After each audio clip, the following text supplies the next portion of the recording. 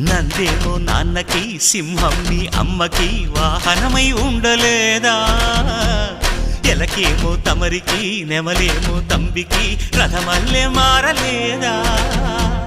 పలుజాతుల భిన్నత్వం కనిపిస్తున్నా కలిసుంటూ ఏకత్వం బోధిస్తున్నా ఎందుకు మాకి హింసావాదం ఎదిగేటందుకు అది ఆటంకం నేపరం మాకు సోదర భావం